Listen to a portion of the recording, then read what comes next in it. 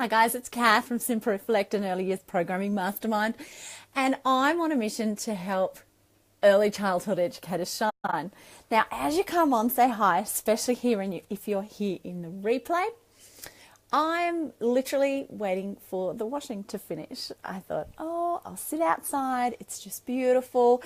And actually, I didn't realize how creased this shirt was, but have a look. It's a Family Needs Family Daycare shirt that I got a few years ago, and I'm literally just bumming around.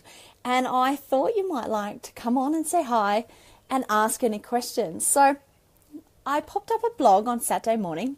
Actually, I don't think it was Saturday morning. It was late Saturday afternoon, because my day, I literally just did this weekend whatever I felt like.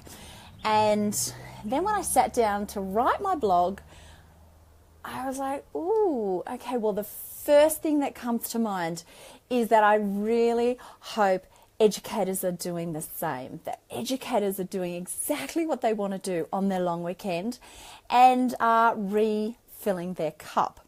So Saturday, I just left absolutely open and I did whatever I felt like. So I got up late. I did some YouTubing. I went for a beautiful long trail ride through the forest, and then I came back and just more or less chilled. And then I took a lot to flip out as well, which is then I went, I've got my blog to write. So I wrote my blog, and I was sitting there and I was thinking, I hope educators have done the same as I did today, have absolutely done exactly what you wanted to do. Because I talked to some educators coming up to this weekend, and they're like, I'm going to do this and I'm going to do this, as if the long weekend is all about being educators and being family daycare educators and making sure all our programming is finished and making sure that we're prepared for the next week.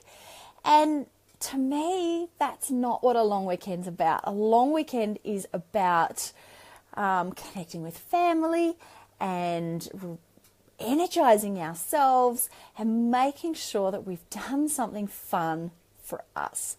So my question to you is, what did you do? Let me know what you did.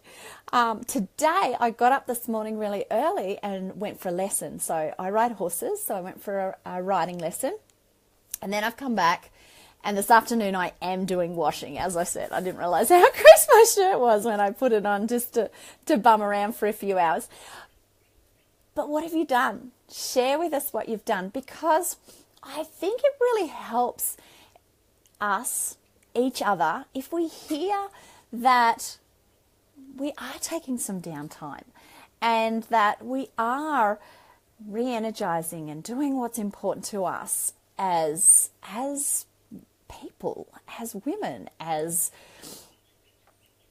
normal people that don't have to be so 100% focused on getting ready for the children the following day every single time we've had a break. So I'm just going to flick through my blog a little bit. I'd love for you to go and read it and tell me what you think. Does it ring true to you? Does it really work for where you're at as an educator? And I think we realize that we are much better educators. We're more connected. We're more in the moment. I'm definitely more patient, and can just take those extra minutes when we need those extra minutes if we have taken time for ourselves when we needed time for ourselves. So, and I just wrote, in my blog, about that I really feel the pull to encourage educators to refill their cup first and recognize that we need to refill our cup first. And I keep harping on it. I really do. And I feel like I've been harping on this a lot lately, but that's because I've been connecting with more educators that I really want them to take a step back. You don't have to spend every waking moment focusing on what's next for your children. It's super, super important that we're offering them value, that we're offering them meaningful experiences, that we have their journey as children in mind when we have them in care. But it's also really important to learn to switch off, to learn when we have done enough, and to really recognize that you have done enough through the week. It doesn't really matter how much you do. There is always more things to do. There's always more things that we can offer the children. But in saying that, see, my head just goes straight to, I just hear so much about overwhelmed children.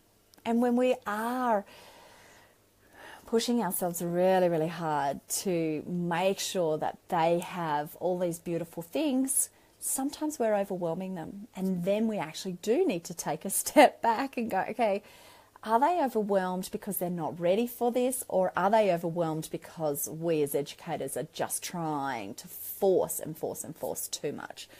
So have you got any questions for me?